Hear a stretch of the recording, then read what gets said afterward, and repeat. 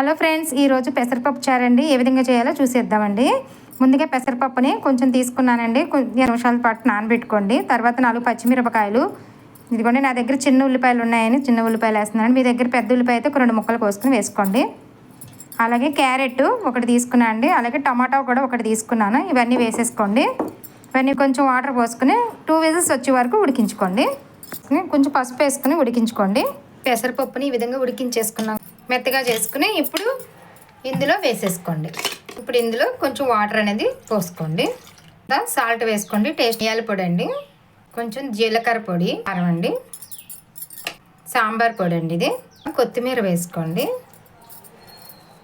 అలాగే కరివేపాకు కూడా వేసుకోండి. ఒకసారి కలుపుకొని ఇప్పుడు దీన్ని మరిగించుకుందామండి ఒక 2 నిమిషాల పాటు. అంతే అండి, మరిగిపోయింది కదా. ఇప్పుడు స్టవ్ బంద్ చేసుకోండి. ఇదిగోండి ప్యాన్ పెట్టుకుని ఆయిల్ పోసుకుని తాలింపు దినుసులు వేసుకోండి. ఈ మరిగించుకున్న చారులో ఈ తాలింపుని వేసేసుకుందాం. ఎటువంటి కూరగాయలు లేకపోయినా సింపుల్గా చేసుకుని పెసరపప్పు చారు అండి. ఒక్కసారి విధంగా ట్రై చేయండి ఫ్రెండ్స్. నచ్చితే లైక్ చేయండి. ప్లీజ్ సబ్స్క్రైబ్ చేయండి ఫ్రెండ్స్.